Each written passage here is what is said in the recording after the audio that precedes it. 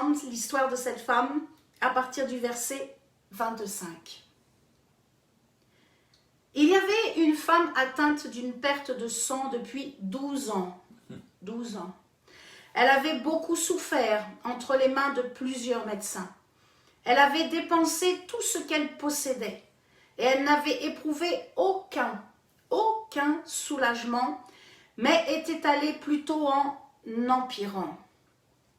Ayant entendu parler de Jésus, oh je le redis, ayant entendu parler de Jésus, elle vint dans la foule par derrière et toucha son vêtement, car elle disait, si je puis seulement toucher ses vêtements, je serai guérie. J'aime ces trois petits mots, au même instant, in the same time, pastor, in the same time, oh I like that. Au même instant, la perte de sang s'arrêta et elle sentit dans son corps qu'elle était guérie de son mal. Jésus connut aussitôt en lui-même qu'une force était sortie de lui et se retournant au milieu de la foule, il dit, qui a touché mes vêtements? Ses disciples lui dirent, tu vois la foule qui te presse et tu dis, qui m'a touché? Et Jésus regardait autour de lui pour voir celle, alléluia, celle qui avait fait cela. La femme, effrayée et tremblante, sachant ce qui s'était passé en elle, vint se jeter à ses pieds et lui dit toute la vérité. Mais Jésus lui dit, amen, ma fille,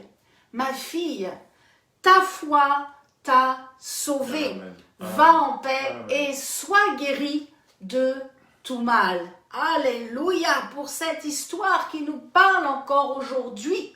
Voilà le constat d'une vie douloureuse, physiquement, humainement et bien sûr financièrement. Je vous rappelle, nous sommes dans l'Ancien Testament, nous sommes sous l'Ancienne Alliance. Et la renommée donc de Jésus augmente et la foule sait que Jésus guérit les malades. Et cette femme sait aussi, elle a entendu que Jésus guérit les malades. Et elle est malade, elle souffre d'une hémorragie constante depuis 12 ans. 12 années, elle devrait même déjà être morte parce que le sang c'est la vie. Elle devrait déjà être morte, elle devait être fatiguée, elle devait être amaigrie. Mais en plus, mes amis, je pense que cette femme devait être rejetée. Parce que nous sommes, rappelons-le, nous sommes sous la loi juive. Et sous la loi juive, à cause de ce symptôme, de cette maladie, elle était considérée comme impure. Elle était considérée comme impure. Lisons ensemble dans Lévitique, chapitre 15, verset 25. Ce sont des passages que nous qui vivons sous la grâce, nous allons rarement. Mais cette histoire nous rappelle vraiment le contexte et nous fait comprendre que cette femme vraiment était rejetée de la société. Parce qu'une femme qui a un flux de sang ne pouvait pas toucher les autres et ne pouvait pas non plus être touchée. Lévitique 15, 25. La femme qui aura un flux de sang pendant plusieurs jours hors de ses époques régulières ou dont le flux durera plus qu'à l'ordinaire sera impure. Écoutez bien, tout le temps de son flux. Waouh, comme au temps de son indisposition menstruelle. Cela fait donc 12 années que cela dure. Verset 20. Quiconque la touchera sera impur jusqu'au soir. Le rejet est quelque chose de terrible. Les hommes ne devaient sûrement pas s'approcher d'elle. Les femmes devaient même se moquer d'elle. Elle avait vraiment sur elle une étiquette impure, femme impure. Et donc elle était complètement rejetée de la société. Et le rejet amène bien sûr dans la solitude, dans la tristesse, dans la souffrance. Et pourtant elle souffrait déjà physiquement, mais aussi à l'intérieur dans son cœur. Elle souffrait énormément. Et j'imagine que beaucoup d'esprits méchants, d'accusations, devaient frapper au niveau de ses pensées. Elle ne devait pas avoir d'amour, pasteur. Elle ne devait pas avoir un bien-aimé qui était là et qui venait la prendre dans ses bras, elle ne devait pas avoir d'amis. Elle devait vraiment vivre un isolement total. Mais en plus, et appuyée sur la parole de Dieu, dans Lévitique 12, 4, sûrement qu'elle n'avait pas le droit d'aller dans la synagogue. Parce que la parole de Dieu dit, la loi juive dit, elle ne touchera aucune chose sainte. Lévitique 12, verset 4. Elle ne touchera aucune chose sainte et elle n'ira point au sanctuaire jusqu'à ce que les jours de sa purification soient accomplis. Oh, j'imagine la dureté des regards des religieux. J'imagine les paroles moqueuses, parce que les femmes sont très moqueuses, très méchantes. J'imagine la dureté des cœurs des hommes, la rejetant, la repoussant, impure, pendant 12 années. Les médecins n'avaient pas de solution. Elle a dépensé tout son argent, et c'était même pire, nous dit l'histoire. Il y a quoi de déprimé? Il y a quoi de déprimé, je vous assure. Et c'est peut-être votre situation aujourd'hui. Vous attendez un miracle, vous attendez votre guérison, vous attendez qu'il se passe quelque chose dans votre vie et cela n'est pas encore 12 années. Je ne dis pas que vous allez attendre 12 années, je dis c'est aujourd'hui, c'est maintenant parce que nous prêchons l'évangile de l'espérance, l'espérance de la foi. Nous prêchons un évangile pur et je crois que votre guérison est pour aujourd'hui, pas demain, pas demain. Jésus, oh Seigneur, cette femme a pris un risque et tu aimes ça, pasteur. Elle a fait un acte de foi. Elle a fait un acte de foi. Elle a entendu. Oh, ce Jésus, il guérit. Et sa foi a commencé à naître dans ses pensées et l'a propulsée dans l'acte. C'est ça. Avant que l'acte se fasse, ça va commencer à mûrir dans nos pensées. Il y a donc une puissance en elle, une énergie qui va sortir d'elle, comme un cri, comme toi tu as crié à Dieu. Cette femme a dû crier à l'intérieur, un désir violent de toucher Jésus. Oh, si je peux toucher juste son vêtement, je sais, non pas par superstition, par la foi, je sais que je serai guérie. C'est magnifique. Comment pouvait-elle, elle, cette femme, avec cette étiquette impure, comment pouvait-elle toucher le vêtement de Jésus? Un homme, un juif qui enseigne dans la synagogue, c'est impossible. Humainement, c'est impossible. Impossible qu'elle puisse s'adresser à un homme. Impossible qu'elle vienne devant l'homme et lui dire « moi aussi je veux être guérie ». C'est pour ça, elle vient humblement et elle vient derrière Jésus. Elle a honte, elle vient derrière. Elle n'a pas touché les chaussures de Jésus, non. Le vêtement, tout est une question de foi. Cette femme connaissait bien sûr la loi juive. Lévitique, suivez-moi bien. Lévitique chapitre 15, verset 26. Amen. Lisons ensemble ce que nous dit Lévitique 15, 26 et 27. Nous allons comprendre pourquoi elle a touché le vêtement de Jésus. Parce qu'il fallait un vêtement pur pour la purifier de cette impureté. Tout lit sur lequel elle couchera pendant la durée de ce flux sera comme le lit de son flux menstruel. Et tout objet sur lequel elle s'assiera sera impur comme lors de son flux menstruel. Quiconque les touchera sera souillé. Écoutez bien. Il lavera ses vêtements. Amen. Il lavera ses vêtements, se lavera dans l'eau et sera impur jusqu'au soir. Elle savait qu'en touchant le vêtement de Jésus-Christ, elle serait guérie. Elle le savait. Elle savait que tout son corps, elle savait que sa condition de femme, sa condition dans la société, que sa vie même spirituelle serait retrouvée. Elle le savait. Et au moment où elle touche, oh, Jésus, elle touche ce vêtement qui représente vraiment l'onction, la vie de Christ déjà qui sortait de lui. On peut même se dire, mais comment est-ce possible? Jésus n'était pas mort, Jésus n'était pas ressuscité. Comment est-ce possible? Jésus sent qu'une force est sortie de lui. Il s'arrête. Il s'arrête. Alléluia. Aujourd'hui, c'est le jour où le Saint-Esprit vous visite. Et le Saint-Esprit s'arrête maintenant. Amen. Et il vous visite. Elle a donc toute l'attention de Jésus. Jésus fait donc demi-tour. Et il va lui demander, raconte-moi un peu ta vie, raconte-moi un peu ton histoire. Et il finira par lui dire, personnellement, ta foi t'a sauvé. Amen. Ta foi, pas la mienne, c'est la vôtre. Ta foi t'a sauvé. Et il l'appellera devant tous.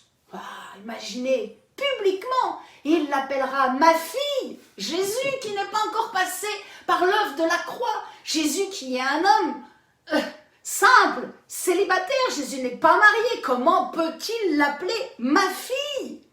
Comment peut-il l'appeler ma fille? Comment c'est possible? Car cette femme a eu la foi pour sa guérison. Cette femme a surtout eu la foi que Jésus était celui qui était l'homme sur la terre, envoyé de Dieu pour laver et pardonner ses péchés. Amen. Cette femme a saisi par la foi que Jésus est celui qui lave et qui pardonne les péchés. Comment est-ce possible? Cette femme, normalement, je le redis, on n'est pas encore sous la saison de la grâce. Jésus n'est pas passé à la croix, il n'est pas venu encore donner sa vie, il n'est pas mort, il n'est même pas dans le tombeau, il n'est même pas après la résurrection. Cette femme, quel acte de foi elle a accompli? Pourtant, normalement, selon la loi juive, elle aurait dû venir apporter 2 tourterelles ou 2 pigeons, 2 oiseaux par rapport à sa guérison. Lévitique, nous sommes encore dans Lévitique, chapitre 15, du verset 28 à 30. Elle aurait dû apporter 2 animaux en sacrifice, un en expiation et un en holocauste. Elle aurait dû faire cela, mais elle n'était déjà plus dans cette condition Amen. ancien testamentaire. Oh, alléluia! Je sens votre foi qui est en train d'augmenter en cet instant. Nous ne sommes plus sous la loi, nous sommes sous la grâce. Et sous la grâce, tout est possible. Tout est possible. Merci pour l'onction de guérison qui descend maintenant sur vous, qui coule et qui se répand dans vos organes. Je proclame vos organes visités. Je proclame vos articulations visitées et puissamment impactées maintenant par la puissance du Saint-Esprit dans la guérison physique. Que vos sens soient visités, vos oreilles, vos yeux, que votre corps tout entier reçoive maintenant la visitation du Saint-Esprit. Que le feu qu'il y a ici qui descend sur nous, descende sur vous. Nous libérons maintenant sur vous le feu du Saint-Esprit. Que tout être vivant dans la maison où vous êtes reçoive la puissance de la vie de l'Esprit maintenant. Sorama Sante Kerodo Sonden. Nous proclamons que tout ce qui est mort maintenant s'enclenche dans la vie. Nous libérons l'onction de résurrection dans votre corps. Au nom de Jésus-Christ, que les hanches soient débloquées, que les vertèbres soient libérées, débloquées dans le nom de Jésus-Christ. Merci Saint-Esprit, merci Saint-Esprit. Merci Saint-Esprit. Merci pour la bonne respiration. Merci pour la bonne digestion. Merci pour la femme qui ne peut pas enfanter et qui va enfanter. Merci pour le miracle de la vie. Alléluia. Merci pour le miracle de la vie en touchant le vêtement de Jésus. Cette femme savait qu'elle serait lavée de tout péché d'impureté.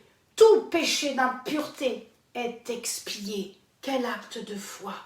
Quel acte de foi! Elle a connu que Jésus est l'agneau de Dieu qui ôte le péché du monde. Oh, c'est ça la foi, c'est simple.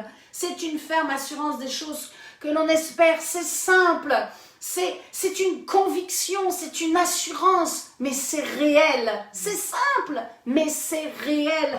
Alléluia. Cette femme a vu avant que cela ne s'accomplisse. Amen. C'est ça la foi. La foi, c'est ça. C'est je visionne, je visualise avant que cela ne s'accomplisse. Oh, je crois dans le miracle, je crois dans votre guérison, je crois dans la guérison de... je crois dans la guérison de ceux qui ont des problèmes au niveau des hanches. Et je crois que même des personnes qui boitent aujourd'hui ne boiteront plus demain dans le nom tout-puissant de Jésus-Christ. Ce n'est pas moi qui le fais, mais ma foi est boostée, ma foi est enclenchée et libère maintenant sur vous vraiment cette onction. Croyez, prenez exemple sur cette femme, elle qui était impure, qui était rejetée, qui a souffert pendant 12 ans. Elle a visualisé plus que sa guérison. Elle a visualisé Jésus sauveur, Jésus sauveur. Elle a visualisé, elle a cru, Jésus est le Messie. Jésus est le Messie. En Jésus-Christ, mes amis, nous avons tout. Nous avons tout. Oh, beaucoup ce week-end ont fêté, c'est la fête des amoureux. Nous fêtons l'amour chaque jour. Amen. Et quand nous avons envie, pas un jour ponctuel. Amen. Mais si vous êtes seul et que vous attendez le mariage, demandez vraiment. Amen. Jésus va vous envoyer, mes sœurs. Jésus va vous envoyer vers celui qui attend votre aide. Nous le croyons. Amen. Nous le croyons. Car il n'est pas bon que l'homme reste seul. Mais ceci est un autre sujet. Mais vraiment, nous bénissons et nous croyons que nous allons avoir des beaux témoignages de guérison, mais aussi de mariage. Amen. Alléluia. Jésus est le seul qui peut vous aider. Amen. Jésus est le seul. Il l'a fait pour nous. Amen. Il l'a fait pour moi. Il m'a aidé à traverser les tempêtes, à supporter des choses insupportables, à avoir une étiquette qui était donnée par les hommes. Mais l'étiquette que Dieu me donne, c'est que je suis fille de Dieu. Je suis servante de l'Éternel. Je suis une amoureuse de Jésus-Christ. Et c'est ce que je désire aussi Amen. pour vous. Amen. Oh, alors donnez-lui toute votre vie. Donnez-lui tout, ne retenez plus rien. Donnez-lui votre temps, donnez-lui de vos finances, mais donnez-lui aussi de votre amour. Devenez vraiment des amoureux du roi des rois, Amen. de celui Amen. qui a sacrifié sa vie Amen. pour vous, de celui qui est vivant et qui vous entend. Il sait lorsque vous avez besoin de quoi que ce soit. Vraiment, devenez des amoureux de Jésus. Alors, là où vous êtes, vous pouvez simplement dire cette simple prière avec moi. Aujourd'hui, vous pouvez dire cette prière à haute voix. Aujourd'hui, je crois que Jésus, tu es mort à la croix pour laver mes péchés, pour que je sois pardonné. Et je crois que tu es ressuscité, que tu es vivant. Et aujourd'hui, je te donne toute ma vie. Aide-moi, console-moi.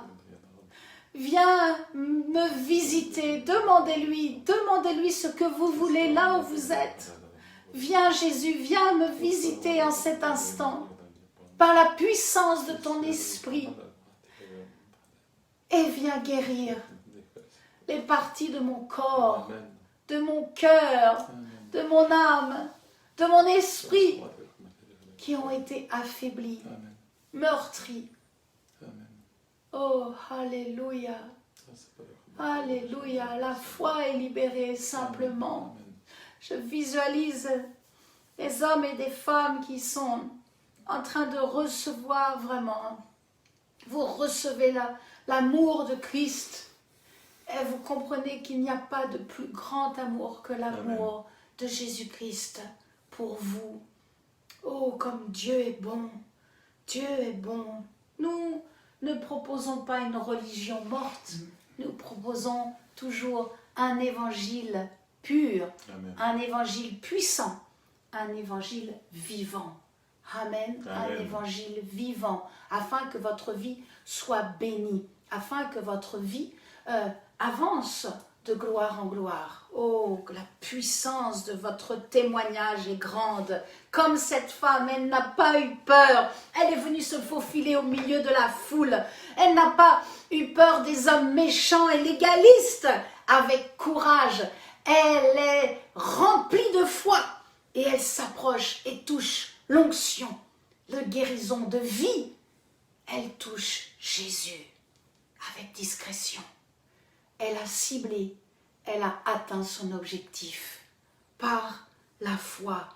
C'est ce que Jésus a senti. Et c'est pour ça qu'il va lui demander de témoigner publiquement. Il voulait que sa guérison soit publique. Mes amis, il y a des miracles qui se voient et d'autres qui ne se voient pas. Il y a des miracles qui se font en intimité dans votre maison.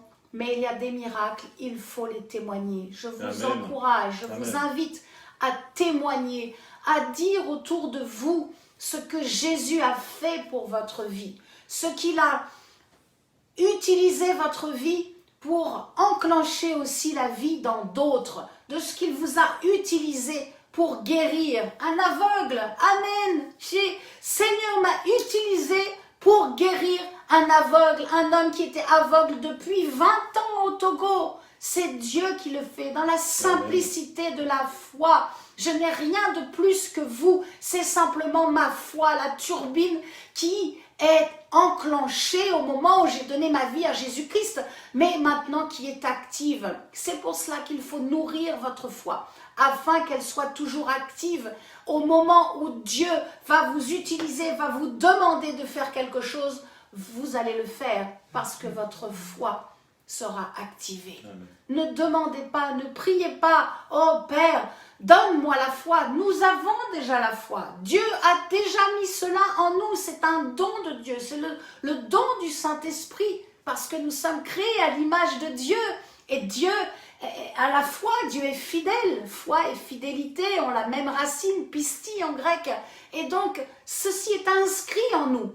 Mais demandons que Dieu augmente Amen. notre foi. C'est pour cela, aujourd'hui, je vous demande vraiment là où vous êtes, demandez, Père, augmente encore ma foi. Et Dieu, qui est un Dieu de vérité, un Dieu de lumière, va augmenter, bien sûr, votre foi. Car Dieu honore les hommes et les Amen. femmes qui manifestent la foi. Et il fera que votre miracle ne reste pas en secret. Votre miracle, je le proclame encore aujourd'hui, votre miracle sera vu publiquement et fera taire la bouche des incrédules, de ceux qui sont dans la confusion. Ils viendront et ils confesseront que Jésus-Christ est vraiment celui qui guérit. Amen. Oh, alléluia, la déclaration publique de notre guérison est une puissance pour nous, mais aussi pour les autres. Aussi pour les autres qui attendent un déclencheur de foi. C'est pour ça ce qui est incroyable lorsque nous témoignons aux autres. Mes amis, nous devenons des chasseurs d'esprits d'incrédulité. Alléluia! Amen. Nous devenons des chasseurs d'esprits de doute. Notre foi bouleverse l'espace spirituel autour de nous, mais transperce et va pour libérer la foi. Parce que la foi vient de ce qu'on entend. Et ce qu'on entend vient de la parole de Dieu. Amen. Romains chapitre 10, verset 17. La foi de cette femme était déjà active. Elle n'avait pas entendu juste « Oh, Jésus !» Non, elle avait entendu « Jésus guérit ». Et par sa foi, regardez ce qu'elle a reçu. Verset 34. Elle a reçu le salut, elle a reçu la paix, et elle a reçu la guérison. Alléluia! Alléluia! Quelle grâce! Au moment où nous acceptons Jésus comme notre sauveur, eh bien, la foi se met à s'activer. Et maintenant, il va falloir que votre turbine, eh bien, elle s'accélère de jour en jour. Nous le proclamons. Amen. Amen. Dans votre activité, mais aussi pour votre vie, pour votre famille. Le Saint-Esprit agit. Je vous assure, le Saint-Esprit agit. C'est ça qui est merveilleux. Lorsque la foi vraiment s'éveille en nous, notre façon de parler change. Notre façon d'agir est complètement transformée. Oh, alléluia! C'est un bon message d'évangéliste, n'est-ce pas? Oh, je suis tellement heureuse de vous partager cela aujourd'hui. 2 Corinthiens chapitre 4 verset 13, Paul dira « J'ai cru, c'est pourquoi j'ai parlé. J'ai cru, c'est pourquoi j'ai parlé. » Arrêtez de dire « je suis malade, je suis pauvre, je suis malheureux ». Arrêtons, mais au contraire, confessons. Non, je ne manquerai de rien parce que c'est ta parole et je vis même dans la surabondance parce qu'en Jésus-Christ, je ne vis pas qu'en abondance, mais en surabondance. Je traverse des épreuves, mais je les traverse et je vais m'en sortir parce que Jésus est avec moi. Amen. Oh, alléluia. Le vécu, l'expérience, pasteur, nous pousse à témoigner. Et c'est ce que tu nous disais tout à l'heure. C'est vrai, il y a tellement de belles choses que vous vivez au sein de ce réseau PBH IMO que cela découle, vraiment cela découle dans les témoignages. Amen. Alléluia, si vous avez des témoignages, et je le crois, écrivez-nous, cela aussi nous encourage. Amen. Alors je voudrais finir avec un dernier point pour vous expliquer quel est le processus du témoignage. Qu'est-ce qu'il se passe quand nous confessons, quand nous proclamons, lorsque nous témoignons? Eh bien, cela agit à 3 niveaux. Laissez-moi juste vous donner ces 3 points. Amen. Et vous pouvez les noter, vous pouvez les partager sur les réseaux sociaux, vous pouvez les partager avec votre famille et en faire un sujet aussi de discussion. Alléluia. Vous allez faire des nouvelles expériences Amen. De foi avec le Saint-Esprit. Amen. Là où vous êtes, vous pouvez dire avec moi, Saint-Esprit, je veux faire des nouvelles expériences de foi avec toi. Je veux faire des nouvelles expériences de foi avec toi. Amen. Amen. On leur dit, Saint-Esprit, je veux faire des nouvelles expériences de foi avec toi. Alléluia. C'est sorti de votre bouche. Vous allez faire, Amen. Je vous assure, de très belles expériences de foi. Oh, je loue l'Éternel pour les témoignages qui vont venir. Amen. Lorsque donc nous témoignons, cela agit en premier sur notre conscience. Et tout notre être intérieur va donc être libéré. Le premier point, c'est donc sur notre conscience. Ensuite, eh bien, évidemment, cela va agir sur notre dose de foi, la nôtre, mais celle des autres.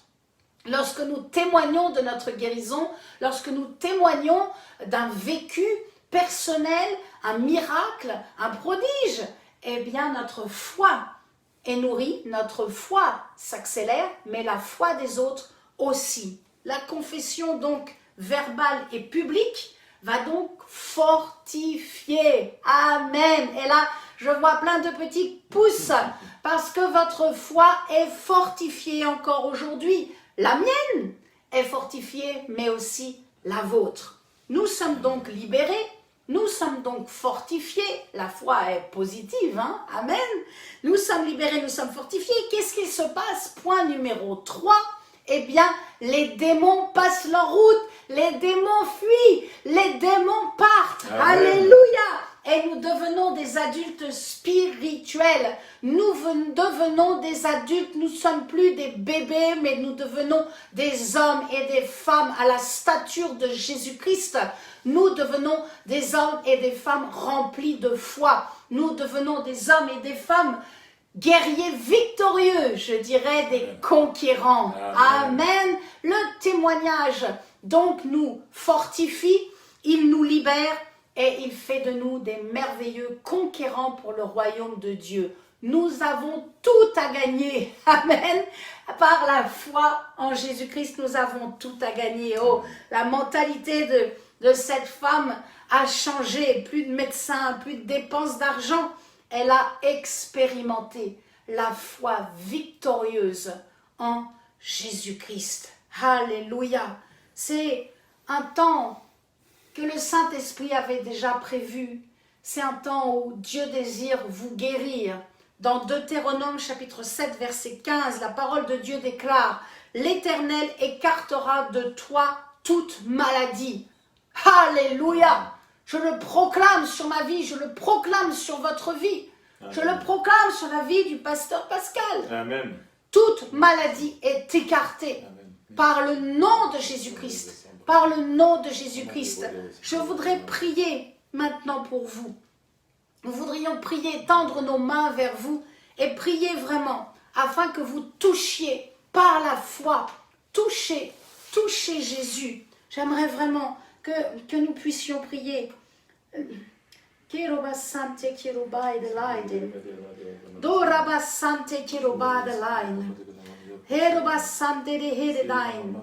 Là où vous êtes, dites avec moi, je ne suis plus sous l'influence des actes mauvais. Je ne suis plus sous l'influence des paroles méchantes. Dites-le. Qui ont impacté mon intelligence. Mais je suis sous l'influence du Saint-Esprit. Dites-le à haute voix, proclamez-le. Je suis sous l'influence du Saint-Esprit qui vit en moi, qui vit avec moi et qui répand sur moi aujourd'hui une onction de guérison. Oh, nous élevons maintenant nos mains vers vous. Nous élevons maintenant nos mains vers vous et nous prions dans le nom de Jésus-Christ. C'est le temps de votre guérison au niveau de votre corps, mais au niveau de votre cœur, que votre âme soit visitée maintenant. Je prends autorité et je m'oppose dans le nom tout-puissant de Jésus-Christ. Je m'oppose maintenant à tous ces esprits méchants, tous ces actes mauvais qui ont été faits sur vous. Je les détruis. J'envoie le feu du Saint-Esprit. Je chasse tous ces démons de mort, tous ces esprits qui viennent pour vous accuser, parce que Jésus-Christ, à la croix, a donné sa vie. Et le sang de Jésus nous lave de tout péché. Le sang de Jésus lave votre conscience de toute accusation maintenant.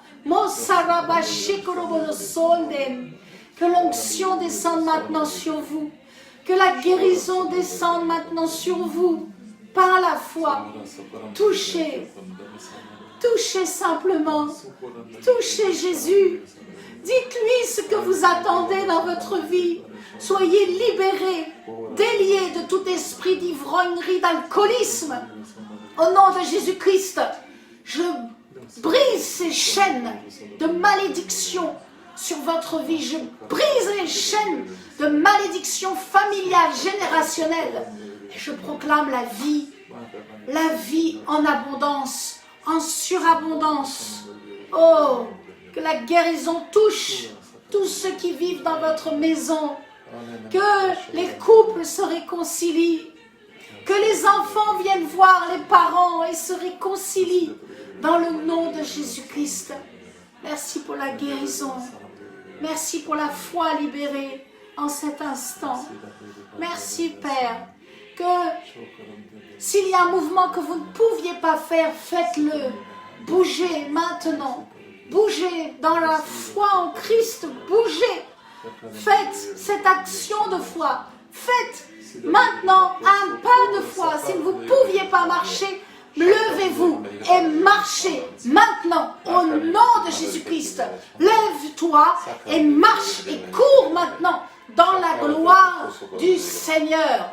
Marche et avance pour glorifier et témoigner le nom de Jésus-Christ. Merci pour la guérison.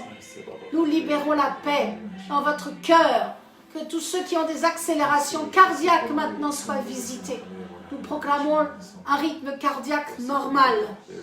Merci pour la visitation du Saint-Esprit. Que vos organes, le foie, la vésicule biliaire, le pancréas, que tous ces organes au niveau du ventre soient visités. Nous libérons la guérison. Que les choses difformes reprennent une forme normale. Que tout ce qui a été touché, impacté par la vieillesse, par tout métabolisme qui s'est renversé, nous replaçons les choses dans l'ordre. Alléluia. Non par ma force, mais par la foi en Jésus-Christ. Dans la simplicité de la foi, les aveugles voient, les sourds entendent et le boiteux marche.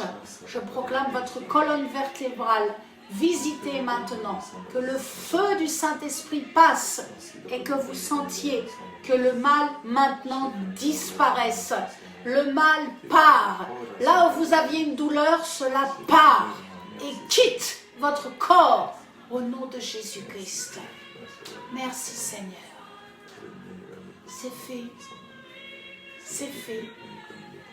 Alléluia. C'est fait. Je le crois. Dans la simplicité de la foi, mais je le crois. Nous croyons Amen. que Jésus-Christ est celui qui guérit. Vraiment. Nous donnons toute la gloire à Dieu. Toute la gloire est à Dieu. La guérison est en Jésus-Christ et en Jésus-Christ seul. Amen. Voilà. Je vais laisser peut-être pour finir quelques mots au pasteur pour conclure. Et nous sommes vraiment, la présence de Dieu est tellement là, nous sommes tellement inondés de sa présence.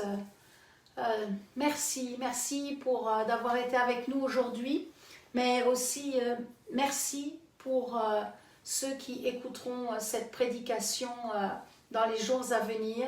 Et je le crois, votre foi a augmenté aujourd'hui.